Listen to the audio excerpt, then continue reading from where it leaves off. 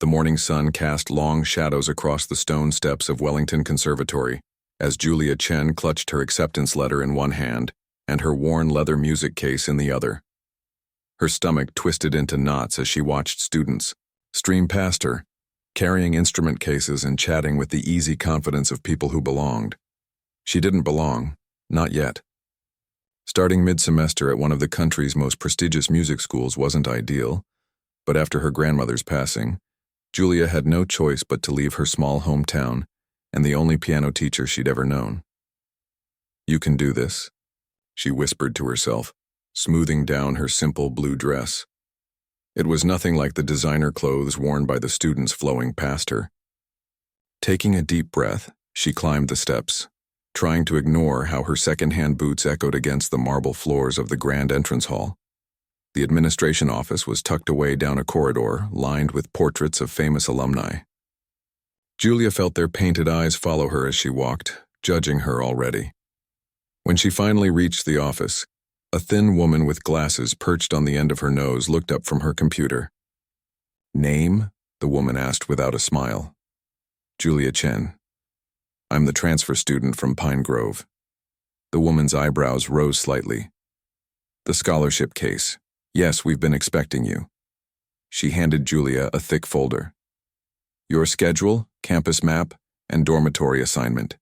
Professor Harmon will evaluate your placement personally at 2 o'clock in the Baldwin Auditorium." "Today?" Julia's voice cracked. She had planned to practice first, to get a feel for the school's pianos. "Professor Harmon doesn't like to waste time," the woman replied with a tight smile that didn't reach her eyes. "He's the head of the piano department and has very high standards. I suggest you don't keep him waiting." Julia clutched the folder to her chest and nodded. As she left the office, she nearly collided with a tall boy carrying a violin case. "Whoa, sorry about that," he said, steadying her with a gentle hand on her arm. He had kind eyes and curly hair that fell across his forehead. "You look a little lost. New here? Is it that obvious?" Julia attempted a smile.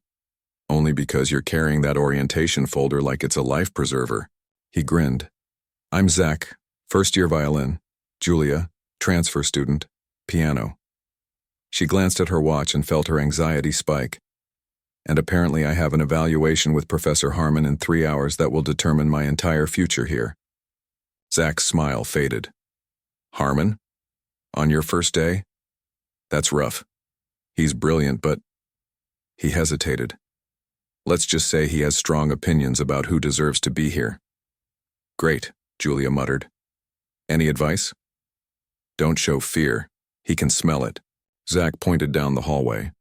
"There's a practice room in the east wing that's usually empty this time of morning. Not the best piano, but it might help you warm up." "Thank you," Julia said, already moving in that direction. Really. The practice room was small and dusty, with a slightly battered upright piano that had seen better days. Julia set down her things and opened the lid, running her fingers lightly over the keys. The action was stiff and the middle C had a slight delay, nothing like her grandmother's beloved Steinway that she'd practiced on for years. Still, it would have to do. She had prepared Chopin's Ballad No. 1 in G minor, a piece she knew inside and out. Her grandmother's teacher had studied under a student of Horowitz himself, and though Julia had never had formal conservatory training, she had been drilled in technique since she was 5 years old. For the next 2 hours she played until her fingers ached, adjusting to the quirks of the unfamiliar instrument. By the time she left for her evaluation, her hands were steady even, if her nerves were not. The Baldwin Auditorium was far grander than she had imagined. 300 seats faced a gleaming stage where a magnificent Steinway concert grand piano waited. The auditorium was empty except for a single figure sitting in the center of the front row. Professor Victor Harmon did not stand when Julia entered. He was in his 60s with steel-gray hair and sharp eyes that seemed to catalog her every flaw as she walked toward him. "You're the transfer," he said. It wasn't a question. "Yes, sir." "Julia Chen." He looked down at a folder in his lap. "From Pine Grove Community College? I wasn't aware they had a music program worth mentioning." Julia felt heat rise to her cheeks. I studied privately with my grandmother. She was a concert pianist in China before. Yes, yes. He waved a dismissive hand. Everyone has a grandmother who is supposedly brilliant. The question is whether you have any talent. He gestured to the stage. Show me what you've prepared. Julia climbed the steps to the stage, her legs feeling like lead. The piano was intimidating in its perfection, a far cry from the practice room upright, or even her grandmother's aging Steinway. She sat down, adjusted the bench, and placed her hands on the keys. She closed her eyes for a moment, trying to center herself the way her grandmother had taught her. But as she began to play the opening notes of the ballad, disaster struck. Her fingers, accustomed to the stiffer action of the practice piano, pressed too hard. The notes rang out harsh and unbalanced. Flustered, she tried to recover, but the damage was done. Her concentration shattered. She stumbled through passages she normally played with ease. Halfway through, Professor Harmon raised his hand. That's enough. Julia's hands froze above the keys, mortification washing over her in a hot wave. Miss Chen, that was Chopin's Ballad No. 1, or at least some distant relative of it. His voice was cold. A piece far beyond your technical abilities. I suggest something more appropriate for your skill level, perhaps a simple sonatina. Sir, I can play it better than this. The piano is different from what a good pianist can play on any instrument, he interrupted. Based on what I've heard, you'll be placed in the beginner's ensemble. We'll see if you can work your way up from there. He made a note in his folder and stood up. Report to room 103 tomorrow at 9 for your first class. Beginner's ensemble? Julia stood up from the bench, dismay flooding through her. But I've been playing advanced repertoire for years. My grandmother... Your grandmother isn't here, is she? Professor Harmon fixed her with a stare that froze the words in her throat. This is a conservatory, Miss Chen, not a family recital. We deal in excellence, not sentiment or potential. You've shown me neither today. With that, he turned and walked up the aisle, leaving Julia alone on the stage, her dreams crumbling around her. She sat there for a long time after he left, fingers resting lightly on the keys that had betrayed her. She didn't cry. Her grandmother had always said tears were a waste of practice time, but the hollow feeling in her chest was worse than any pain she'd ever felt. He's always that harsh if it helps. The voice startled her. She looked up to see a boy sitting in the back row of the auditorium. He stood and walked toward the stage, his footsteps echoing in the empty space. It wasn't Zach from earlier, but someone older, with thoughtful eyes and an instrument case slung over his shoulder. It doesn't, she said, closing the piano lid. Carefully. I'm Nate. Third-year composition. He stopped at the edge of the stage. For what it's worth, I heard the first part of your audition before you got nervous. There was something there. Julia gave a bitter laugh. Not enough, apparently. Harmon has his favorites already. Mostly students from fancy European conservatories, or prodigies who've been performing since they were toddlers. Nate shrugged. The rest of us have to work twice as hard to get half the recognition. I don't belong in beginner's ensemble, Julia said, gathering her music. I've been playing Rachmaninoff Liszt. So prove it, Nate said simply. Not to him. Not yet. Build your confidence back up first. Julia looked at him properly for the first time. There was something in his eyes, not pity, which she couldn't have borne, but understanding. Why are you helping me? You don't even know me. Let's just say I've been where you are. Besides, he added with a small smile, I've seen what Harmon's like when he's wrong about someone. It's one of life's great pleasures. Despite everything, Julia found herself smiling back. I'm guessing that doesn't happen often. Not often enough. Nate checked his watch. I've got class, but the practice rooms in the basement are empty after 9 most nights. The pianos aren't as nice as this one, but no one will bother you there. After he left, Julia sat on the edge of the stage, staring out at the empty seats. The day had been a disaster. But as her grandmother used to say, music is not about one performance. It's about getting up and playing again the next day. Tomorrow, she would go to the beginner's ensemble and keep her head down. But at night, She would practice, really practice, until her fingers remembered who she was, and someday she would show Professor Harmon exactly what he had missed. As she walked out of the auditorium into the fading afternoon light, Julia squared her shoulders. This was just the first movement of a much longer piece, and she had always been good at working toward the finale. The beginners' ensemble room buzzed with nervous energy as Julia slipped through the door, trying to be invisible. 20 students sat in a semicircle around an electronic keyboard, their faces a mix of first-year anxiety and resignation. At the front stood a teaching assistant who looked barely older than the students. "You must be Julia," the TA said, checking her clipboard. "I'm Lily. Take a seat over there." Julia squeezed into the only empty chair, next to a boy who was absently tapping rhythms on his knee. "Today we'll be working on basic chord progressions," Lily announced. "Remember, these are the building blocks of all the complex pieces you admire." Julia bit back a sigh. She'd mastered basic chord progressions when she was 7.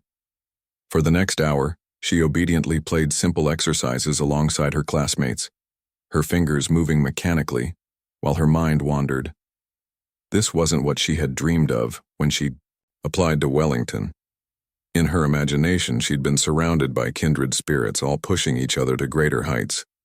Instead, she was stuck repeating C major scales while the real musicians were somewhere else in the building, playing real music. When class ended, a girl with bright red hair leaned over. "You don't belong here, do you?" Julia blinked in surprise. "What?" "The way you sit at the keyboard, the way your fingers move." The girl smiled. "I'm Tara. I got demoted to beginners last semester after I bombed my jury exam. But what's your story?" Julia hesitated, then told her about the disastrous audition with Professor Harmon. Tara winced. "Classic Harmon move. He's got this thing about first impressions.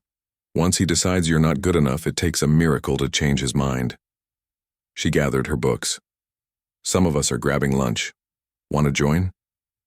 For the first time since arriving, Julia felt a small spark of belonging. "I'd like that." The cafeteria was crowded and loud, but sitting with Tara and her friends, other students who had fallen short of Harmon's exacting standards, Julia began to relax. They swapped stories about the professor's infamous criticism and warned her about other faculty members to avoid. "The real question," said a boy named Dylan, "is how to get out of beginner's purgatory. I've been stuck here for 2 semesters." "Practice?" Julia suggested. The table erupted in laughter. "If only it were that simple," Tara said.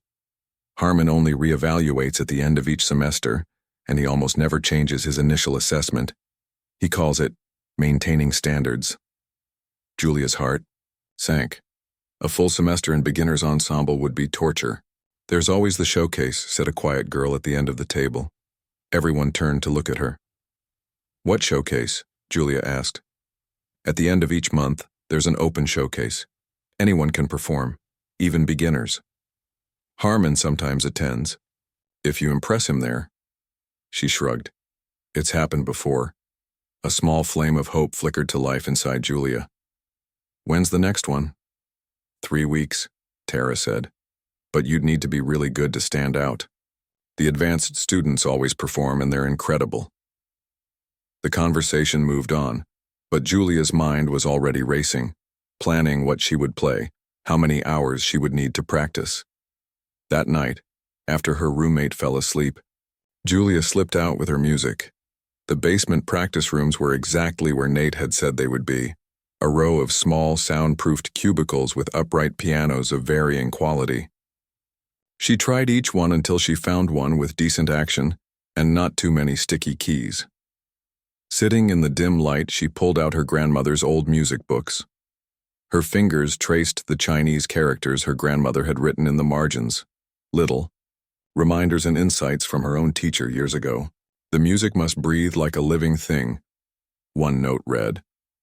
Julia had never fully understood what that meant until her grandmother demonstrated, showing how rigid playing could kill a piece, while allowing it to rise and fall like natural breath could bring it to life. She began with scales to warm up, then moved to Chopin's Ballade No. 1, the piece she had butchered in front of Professor Harmon. This time, Alone in the quiet room, her fingers remembered. The notes flowed, building from the gentle opening to the thundering climax, each phrase connected to the next like a story unfolding. When she finished, a sound at the door made her jump. Nate stood there, violin case in hand, a look of surprise on his face. "Sorry," he said. "I didn't mean to interrupt. That was beautiful." Julia felt her cheeks grow warm. "Thanks. I'm trying to get it right for the showcase." "The monthly showcase?" Nate raised his eyebrows. "That's a bold move for someone in beginner's ensemble." "I don't have much choice. I can't stay in that class for a whole semester." Nate nodded slowly. "Well, if you play like that at the showcase, you definitely won't have to." He hesitated. "But Harmon can be unpredictable. Even if you play perfectly, he might not admit he was wrong about you." Julia's shoulders slumped. "Then what's the point?" "I didn't say don't do it." Nate came into the room and sat on a spare chair. "I'm just saying be prepared for anything." He listened as she played through the piece again, occasionally offering suggestions. "You're rushing the middle section," he said. "Let it breathe more." His advice reminded her so much of her grandmother that her throat tightened. For the next hour, they worked on the piece together, and by the end, Julia felt more confident than she had in weeks. "Same time tomorrow?" Nate asked as they packed up. "You don't have to help me," Julia said. "I know." He grinned. "But someone needs to give Harmon a reality check, and I think you might be the one to do it." For the next 3 weeks, Julia lived a double life. During the day, she dutifully played simple pieces in beginner's ensemble, never revealing her true abilities. At night, she practiced for hours in the basement, sometimes alone, sometimes with Nate, who would bring his violin and play his own pieces when she needed a break. One night, a week before the showcase, Nate didn't show up. Julia practiced alone until nearly midnight, losing track of time as she fine-tuned every phrase of the ballade. As she played the final notes, applause startled her. But it wasn't Nate standing in the doorway. It was Zach, the violinist she had met on her first day. That was... wow. He stepped into the room. "I've been hearing someone play down here for weeks. I had no idea it was you." Julia closed the piano lid, suddenly self-conscious. "It's a work in progress. For the showcase?" When she nodded, he let out a low whistle. "You're going to shock a lot of people. That's the plan," she said with a small smile. "Including Harmon?" Zach asked, his eyes twinkling. "Especially Harmon." The night of the showcase arrived with a flutter of nerves in Julia's stomach. The small recital hall was packed with students and faculty. Julia sat in the back scanning the crowd until she spotted Professor Harmon in the front row, his expression already bored as he reviewed the program. The performances began, a mix of solo pieces and chamber groups. Most were good but safe, the kind of technically proficient but emotionally bland playing that Harmon seemed to prefer. Julia's name was near the end of the program, and with each passing performer, her heart beat faster. Tara found her during intermission. "Are you sure about this? Harmon looks like he's in a mood." "I'm sure," Julia said, though her voice trembled slightly. "Well, we're all rooting for you. Even some of the advanced students are curious about the mysterious basement pianist." Julia blinked. "What?" "Word gets around," Tara grinned. "Zach may have mentioned to a few people that there's a hidden virtuoso in the beginner's ensemble." Before Julia could respond, the lights dimmed for the second half. She watched the remaining performers through a haze of anxiety, barely registering their playing. Then, suddenly, the host was calling her name. As Julia walked to the piano, she caught a glimpse of Professor Harmon frowning at his program, clearly trying to place her. She sat at the bench, adjusted it carefully, and placed her hands on the keys. In the moment before she began, she thought of her grandmother, who had believed in her, even when no one else did. "Play from your heart," she used to say. "The technique will follow." Julia took a deep breath and began to play. The opening notes of the ballade filled the hall, gentle, questioning like the beginning of a story.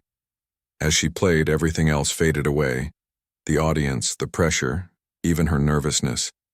There was only the music, flowing through her, fingers telling its tale of light and shadow, struggle and triumph. When she reached the final, thundering chords, she put everything she had into them, all her frustration at being underestimated, all her determination to prove herself, all her love for the music that had been her constant companion since childhood. The last note hung in the air for a long moment. Then the hall erupted in applause. Julia looked up, dazed, to see the audience on their feet. In the front row, Professor Gay, Harmon sat perfectly still, his expression unreadable. As she stood to bow, Julia caught Nate's eye in the wings. He was beaming, giving her a thumbs up. Beside him stood Zach and Tara, both clapping wildly. For the first time since arriving at Wellington, Julia felt like she truly belonged. Whatever happened next, whether Harmon acknowledged her talent or not, she had found her voice and her courage. And that, her grandmother would have said, was more important than any professor's approval. The morning after the showcase, whispers followed Julia through the hallways of Wellington Conservatory. Students who had never noticed her before now stared as she passed, their expressions a mix of curiosity and newfound respect. Even her beginners ensemble classmates treated her differently, leaving an empty chair beside the piano as if she'd been upgraded to a higher status overnight. But the one reaction she cared about most never came. Professor Harmon hadn't said a word about her performance. He hadn't approached her afterward, hadn't sent a note, hadn't acknowledged her existence at all. Maybe he's still processing it, Tara suggested as they sat in the cafeteria. You did kind of blow everyone's minds. Or maybe he's too stubborn to admit he was wrong, Nate said, joining them with his lunch tray. Harmon's pride is legendary. Julia pushed her food around her plate. I thought for sure he would at least say something. He will, Zach said, sliding into the seat across from her. Just not what you're hoping for. What do you mean? Zach leaned forward, lowering his voice. Word from the practice rooms is that he told his advanced students your technique was flashy but undisciplined. Said anyone can practice one piece until it's perfect, but that doesn't make them a true musician. Julia's face burned. After all those hours of practice, all the emotion she'd poured into that performance, to have it dismissed as a party trick. That's not fair, Tara protested. You played that piece better than half the advanced students could have. Since when is Harmon fair? Nate asked, though his eyes were kind as they met Julia's. At least everyone else knows the truth now. It was small comfort. Julia had hoped the showcase would be her ticket out of beginner's ensemble. But as the days passed, with no word from Professor Harmon, that hope faded. She continued her double life, simple exercises during the day, complex pieces in the basement at night, but now with a heaviness in her heart. 2 weeks after the showcase, the conservatory was buzzing with excitement. Notices had been posted all over campus announcing a special event. World-renowned pianist Anton Lebowitz would be performing at the annual fundraising gala in 3 weeks. It was the biggest event of the school year, when wealthy donors opened their checkbooks to support scholarships and new facilities. Lebowitz is amazing, Zach said as their group huddled around one of the notices. He was just in Vienna last month. My sister said people were crying during his Beethoven. I'd cry too if I could play like that, Julia said wistfully. For the next few days, the gala was all anyone talked about. Professor Harmon was spotted showing workmen around the concert hall, fussing over the exact placement of the grand piano and the lighting that would highlight Lebowitz's hands. Then disaster struck. Julia was practicing in the basement late one evening when Nate burst in, his face flushed with excitement. Have you heard? He asked out of breath. Lebowitz canceled, some hand injury. The gala is in 2 weeks and there's no headliner. Julia's fingers stilled on the keys. That's awful. What will they do? That's the thing. Nate dropped into a chair, his eyes bright. Harmon just called an emergency meeting of the advanced piano students. They're holding a competition to select a replacement. One of the students is going to perform at the gala? Julia couldn't keep the longing from her voice. To play in the concert hall with its perfect acoustics in front of people who truly appreciated music. Not just any student. The best of the best. Nate watched her carefully. The competition is tomorrow. Harmon's handpicking who can enter. Julia's heart sank. And I'm guessing beginners ensemble students aren't on the list. Not usually, no. Nate was silent for a moment. But what if you entered anyway? What? Julia stared at him. Harmon would never allow it. Maybe not. But Dean Fisher will. Be there. It's too important to leave entirely in Harmon's hands. And Fisher was at the showcase. He saw what you can do. Julia's mind raced. It was crazy, reckless even, to think she could compete against the advanced students with their years of conservatory training. And yet, what would I even play? She asked, already mentally flipping through her repertoire. Something that would make Harmon eat his words about flashy but undisciplined. Nate's eyes gleamed. What about that Liszt piece I heard you working on last week? Julia's breath caught. La Campanella? That's one of the most technically demanding pieces ever written. Exactly. Nate leaned forward. If you can play that flawlessly, no one can say you just got lucky with the Chopin. Through a sleepless night, Julia wrestled with the decision. By morning, her mind was made up. Even if she didn't win, even if Harmon threw her out of the competition immediately, she had to try. She couldn't spend the rest of the semester pretending to be less than she was. The competition was held in the same recital hall as the showcase, but this time the atmosphere was tense with competition. A dozen advanced piano students sat in the front rows, sheet music clutched in their hands, each eyeing the others with barely concealed anxiety. Professor Harmon sat at a small table with Dean Fisher, a kind-faced woman who had given the welcome speech at orientation. Julia slipped, in just as Harmon was explaining the rules. Each student would perform one piece of their choosing, no longer than 10 minutes. The winner would perform that same piece at the gala. This is a tremendous opportunity, Harmon was saying. The person we select will represent Wellington to our most important supporters. Only our very best will be considered. Julia took a deep breath and walked down the aisle. Whispers rippled through the advanced students as they recognized her. "Excuse me," she said, her voice surprisingly steady. "I'd like to enter the competition." Professor Harmon looked up, his face darkening when he saw her. "Miss Chen, this competition is for advanced piano students only." "I understand that, sir. But I believe my showcase performance demonstrated that I'm capable of advanced repertoire. 1. Decent performance does not qualify you for this level of competition." Harmon's voice was cold. "You lack the training and discipline these other students have developed over years of proper instruction.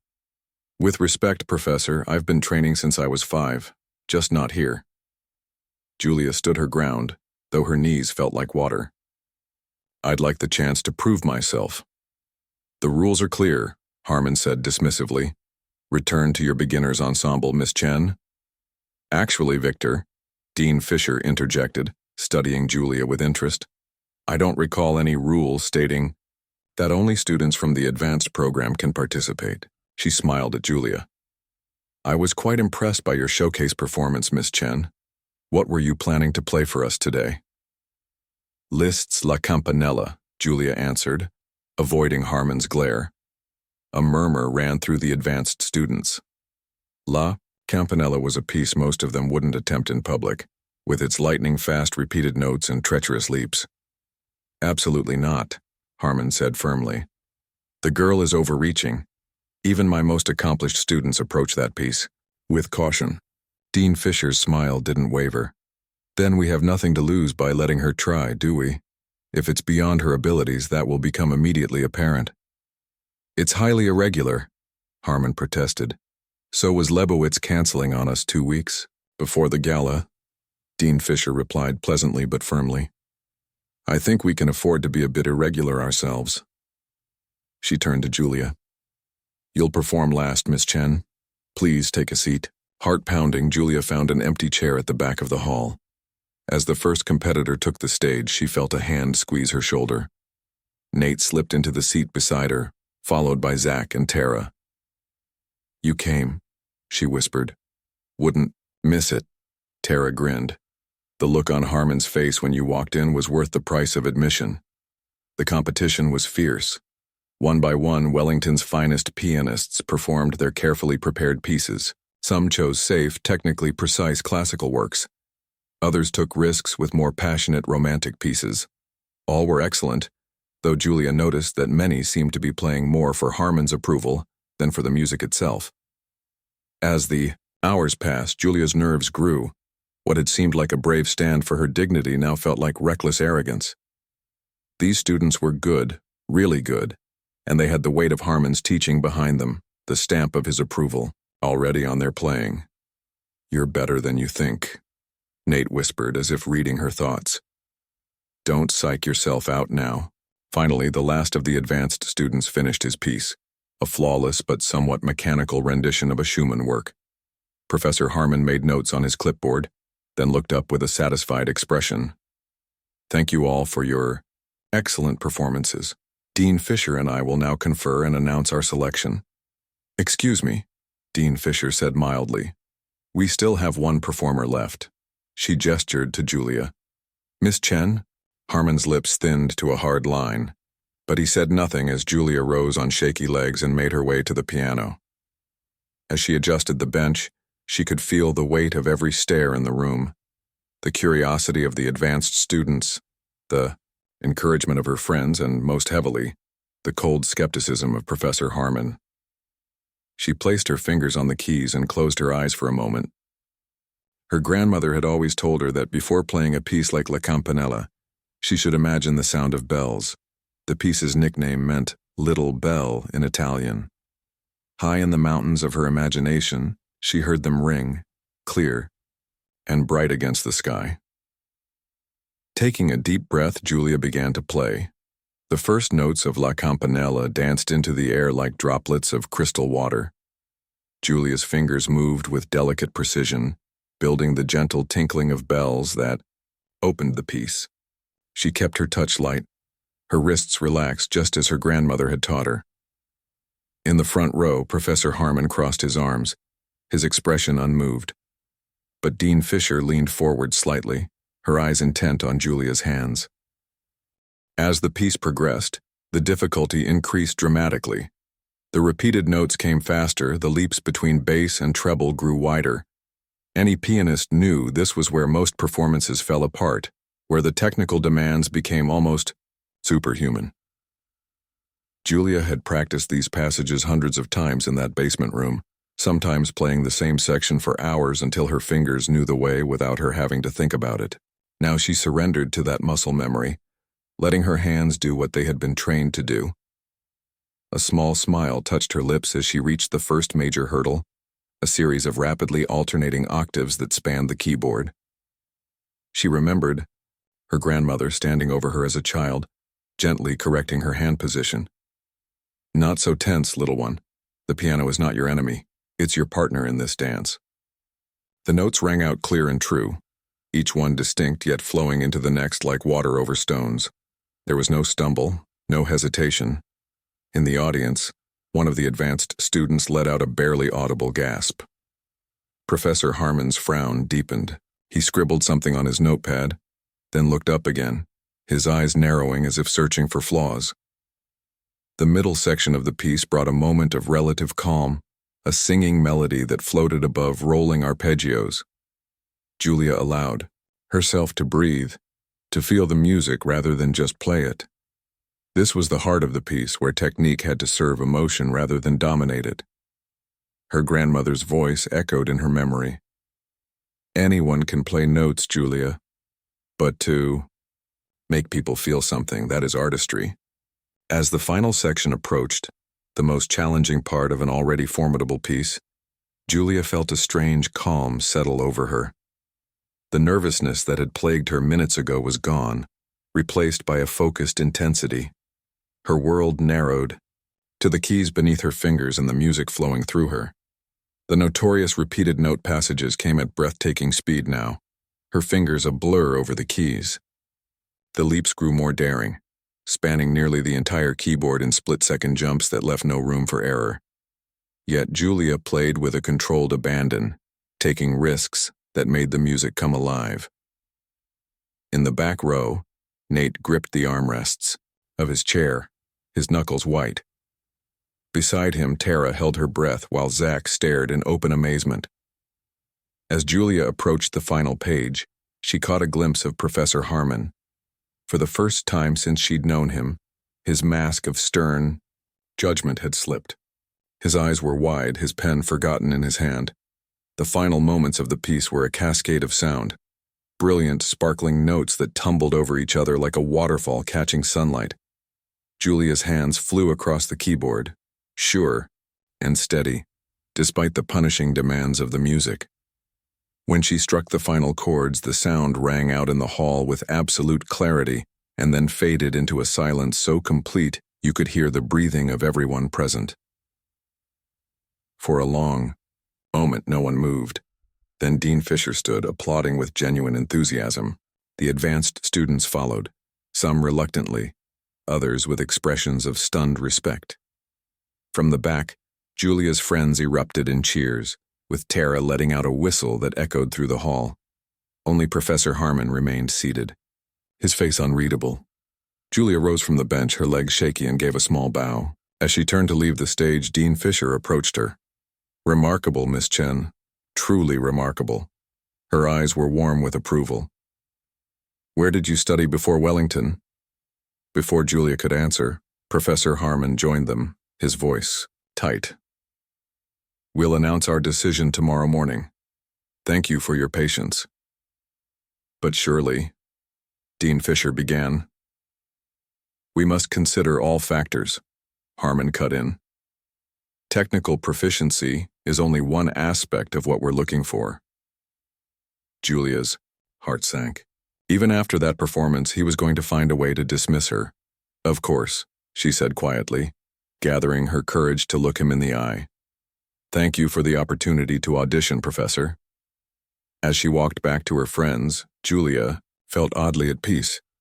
She had played her absolute best. If that wasn't enough for Harmon, nothing ever would be. "That was insane," Zach said, throwing an arm around her shoulders. "I've never heard anyone play that piece like that." Harmon's face. Tara laughed. "I thought he was going to swallow his bow tie." "He's still going to pick one of his favorites," Julia said, trying to keep the disappointment from her voice. Nate shook his head. "I'm not so sure. Did you see the donors in the back, the ones in fancy suits?" Julia turned to look. There were indeed several well-dressed people she hadn't noticed before, talking animatedly near the exit. "Those are board members," Nate explained. "They help fund the school and they love a good story. The underdog who triumphs, the hidden talent discovered. They eat that stuff up." "You think that matters to Harmon?" Julia asked. "It matters to Dean Fisher," Nate replied. "And Harmon may be stubborn, but he's not stupid. He knows which way the wind is blowing." The next morning, Julia could barely focus in her beginner's ensemble class. Every few minutes, she checked the time, knowing the decision would be posted at noon. When the class finally ended, she rushed to the main bulletin board where a small crowd had already gathered. Pushing her way through, she scanned the notice that had been pinned at the center. "Fundraising Gala. Featured performer." Julia's eyes raced down the page until she found the name. Her breath caught in her throat. Benjamin Walker, advanced piano. Program performing Beethoven's Appassionata Sonata. She read it again just to be sure. Not her name. One of Harmon's star pupils instead. "I'm sorry," a voice said behind her. It was Zach, his face sympathetic. "You deserved it." Julia nodded, not trusting herself to speak. She had known this would happen, had prepared herself for it, and yet the disappointment was still a sharp pain in her chest. "There's something else," Zach said, pointing to the bottom of the notice. "Look." In smaller print beneath the main announcement, opening performance, Julia Chen, special showcase performing lists, La Campanella. Julia stared at the words, trying to make sense of them. "Opening performance? You're playing too." Zach grinned. "Not as the main event, but you're on the program." It was a compromise, Julia realized. Harmon hadn't been able to shut her out completely, not after her performance, not with Dean Fisher and the board members watching. But he'd made sure his chosen student still got the headline spot. "It's something," she said, a small smile forming. despite her mixed feelings. It's more than something, Zach insisted. The gala always starts with the donors having drinks and talking.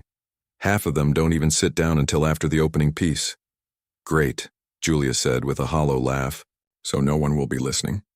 Or, came Nate's voice as he joined them, it means you'll have to play so brilliantly that they stop their conversations and pay attention. The night of the gala arrived with all the glamour Wellington could muster. The concert hall had been transformed with elegant lighting and floral arrangements. Wealthy patrons in evening wear mingled in the lobby, champagne glasses in hand, while nervous staff ensured everything was perfect. Backstage, Julia peeked through the curtain at the gathering crowd. Donors chatted in clusters, only gradually making their way to their seats. Professor Harmon moved among them in a tuxedo, shaking hands and smiling in a way Julia had never seen before. 5 minutes, Miss Chen, a stage manager said, adjusting her headset. Julia nodded and retreated to the small green room where a mirror allowed her to check her appearance one last time. She had spent her food budget for the week on having her simple black dress cleaned and pressed. Her grandmother's jade pendant, the only piece of jewelry she owned, hung at her throat. You look perfect, Tara said from the doorway. She and Nate had talked their way backstage by claiming to be Julia's assistants. I feel sick, Julia admitted, pressing a hand to her stomach. That's normal, Nate assured her. Just remember why you're doing this. Not for Harmon, not for the donors, for you. A knock at the door signaled it was time. Julia hugged her friends quickly, then followed the stage manager to the wings. Through the curtain, she could see that the hall was now half filled with people still streaming in. Conversation buzzed throughout the space. Few seemed aware that the music was about to begin. Ladies and gentlemen, came an amplified voice. Welcome to Wellington Conservatory's annual fundraising gala. We begin tonight with a special opening performance by Julia Chen, performing Franz Liszt's La Campanella. There was polite, scattered applause as Julia walked onto the stage. As she had feared, many people were still finding their seats or finishing conversations. Professor Harmon stood at the back of the hall, his expression neutral as he watched her take her place at the piano. Julia closed her eyes for a moment, centering herself. Then she placed her hands on the keys and began to play. The first delicate notes seemed to float above the murmur of conversation. But as the piece gathered momentum, something wonderful happened. One by one, conversations paused. People turned toward the stage. The rustle of programs ceased. By the time Julia reached the middle section, the hall was completely silent, every eye fixed on her hands as they wove their magic across the keyboard. Even those standing at the back had stopped moving, champagne, glasses forgotten in their hands. And as the final brilliant cascades of notes filled the hall, Julia knew, without needing to see their faces, that she had done what Nate had challenged her to do. She had made them listen. The final notes of La Campanella hung in the air like stars on a clear night. For one breathless moment, the entire concert hall remained perfectly still. Then the applause began, hesitant at first, then building to a thunderous roar that seemed to shake the crystal chandeliers. Julia rose from the piano bench, her legs trembling slightly as she took her bow. The audience was on their feet, their faces alight with the special joy that comes from witnessing something extraordinary. In the front row, Dean Fisher was beaming, nodding her approval. Even some of the advanced students who had competed against Julia were applauding with genuine admiration. Only Professor Harmon remained seated, his expression unreadable as he watched her leave the stage. Backstage, Tara threw her arms around Julia. That was incredible. Did you hear them? They loved you. They're still clapping, Nate said, peeking through the curtain. I don't think they want to let you go. Before Julia could respond, the stage manager approached. Miss Chen, the donors are asking for you in the reception area after the main performance, and she hesitated, looking surprised. Professor Harmon would like to see you in the green room. Now. Julia's friends exchanged concerned glances. Want us to come with you? Zach asked. Julia shook her head. I'll be fine. Whatever Harmon had to say to her, she would face it alone.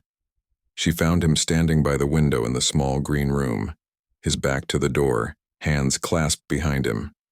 For a man who had just witnessed his carefully planned gala being upstaged by a student he had relegated to the beginners section, he looked strangely calm. "Professor?" Julia said quietly. He turned, regarding her with those sharp eyes that had once intimidated her so thoroughly. "Miss Chen, your performance was impressive." Julia waited for the criticism she was sure would follow. Some comment about her technique being flashy but undisciplined, or how one good performance didn't make her a true artist. But Harmon surprised her. "I believe I owe you an apology," he said, the words seeming to cost him considerable effort. "I made a judgment about your abilities that was premature." Julia blinked, unable to hide her shock. "Thank you, sir." "Don't thank me," Harmon said with a touch of his usual sharpness. It was an error in assessment that should never have occurred. He turned back to the window. "Your grandmother, you mentioned she trained you?" "Yes, sir. She studied at the Beijing Conservatory before coming to America. She was a concert pianist in China." "What was her name?" "Mei Lin Chen." Harmon's eyebrows rose slightly. "Mei Lin Chen? I heard her play Chopin in Chicago, nearly 30 years ago. She had a remarkable touch, especially in the nocturnes." He gave a small, rueful smile. "I should have made the connection when I saw your application from Pine Grove." Julia felt a lump form in her throat. "You heard my grandmother play?" "Once. She was extraordinary." Harmon turned to face her fully. "Why didn't you tell me who she was at your audition? Would it have made a difference?" "Perhaps not," he admitted. "I've been teaching for 40 years, Miss Chen. I've developed certain expectations about where talent comes from. Fancy conservatories and famous teachers," Julia said, unable to keep a hint of bitterness from her voice. "Yes," Harmon nodded. "And I've been right enough times that I stopped questioning those expectations." He gestured toward the stage where Benjamin Walker was now performing. "But being right most of the time is not the same as being right all the time. Tonight was a valuable reminder of that." An awkward silence fell between them. Julia sensed there was more Harmon wanted to say but couldn't find the words for. Finally, he cleared his throat. "The spring semester begins in 3 weeks. I'll be reorganizing some of the piano sections. I'd like you to join the advanced program." "Really?" Julia couldn't hide her surprise. "Unless you'd prefer to stay in the beginners ensemble?" Harmon's eyebrow arched, a hint of his usual sternness returning. "No, sir. Advanced program sounds perfect." "Good. We'll need to work on your Bach. Your romantic repertoire is impressive, but your Baroque needs attention." And just like that, he was Professor Harmon again, demanding, critical, never quite satisfied. But something fundamental had changed. As Julia turned to leave, Harmon spoke once more. "Miss Chen, your grandmother would have been proud tonight." The words hit Julia like a physical force, bringing tears to her eyes before she could stop them. She nodded quickly and slipped out of the room before Harmon could see her cry. In the corridor, she took a moment to compose herself, wiping away the tears with the back of her hand. The sound of applause filled the hall again. Benjamin Walker finishing his Beethoven sonata. Soon the reception would begin, and according to the stage manager, people would be looking for her. She found Nate, Tara, and Zach waiting anxiously outside. "Well?" Tara demanded. "What did the old dragon want?" "To offer me a spot in the advanced program," Julia said, still not quite believing it herself. Her friends erupted in cheers, drawing annoyed glances from the stage crew trying to manage the transition to the reception. As they made their way to the grand lobby where donors mingled with champagne and canapes, Julia recounted her strange conversation with Harmon. "He actually apologized?" Zach looked stunned. "I didn't think he knew how." "And he knew your grandmother?" Nate shook his head in wonder. "That's incredible."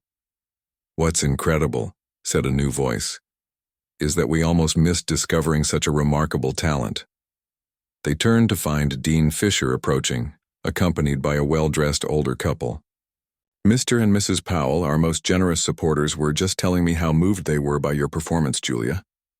The couple nodded enthusiastically. I haven't heard La Campanella played with such spirit since Lang Lang performed it at Carnegie Hall, Mrs. Powell said.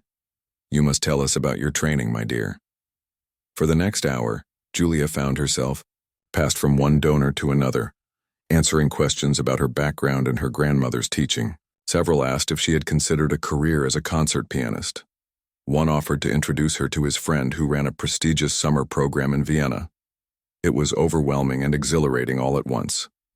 When she finally managed to step away, for a moment she found Nate waiting with a glass of water. Thought you might need this, he said with a smile. You're the star of the night. It doesn't feel real, Julia admitted, sipping gratefully. This morning I was just the weird girl practicing in the basement, and now everyone knows what I knew the first time I heard you play, Nate said quietly. That you're special. Something in his voice made Julia look at him more closely. In the rush of events, she hadn't really noticed how his eyes crinkled when he smiled, or how he always seemed to know exactly what she needed before she did. Before she could respond, they were interrupted by a tap on a microphone. Dean Fisher was standing on a small platform at one end of the reception hall, calling for everyone's attention. Ladies and gentlemen, I want to thank you all for your generous support of Wellington Conservatory. Tonight has been a wonderful reminder of why your contributions matter so much. They allow us to nurture exceptional talents like Benjamin Walker. She nodded toward the boy who had performed after Julia, and to discover new voices like Julia Chen, who I'm delighted to announce will be joining our advanced piano program next semester. Warm applause filled the room. Julia felt her cheeks grow hot as people turned to look at her. Talents like these don't appear by accident, Dean Fisher continued. They're the result of dedicated teaching, hard work, and the kind of environment that allows students to reach their full potential. Which is why I'm especially pleased to announce a new initiative tonight, the Mei Lin Chen Scholarship Fund. Julia gasped, certain she had misheard. This scholarship, suggested by Professor Harmon and already fully funded by several of you in this room, will support promising pianists from non-traditional backgrounds. Because, as we were reminded tonight, extraordinary talent can come from anywhere.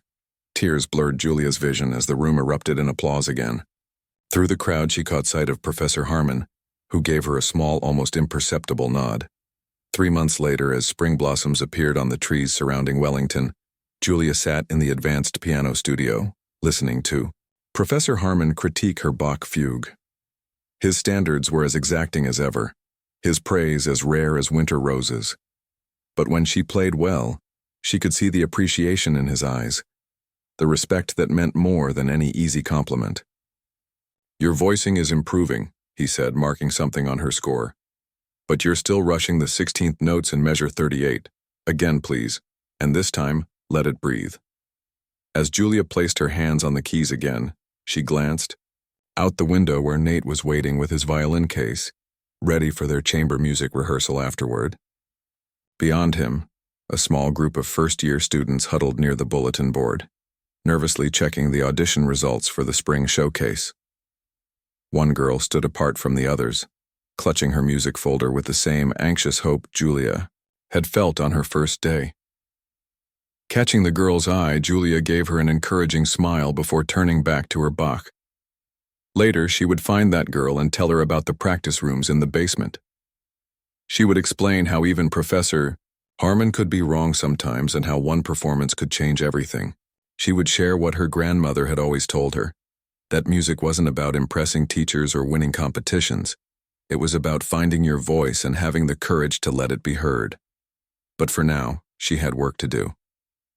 Julia took a deep breath and began to play, letting the complex patterns of Bach's genius flow through her fingers. As always, her grandmother's voice seemed to whisper in her ear, "Play from your heart, little one. The rest will follow." And it had. It truly had.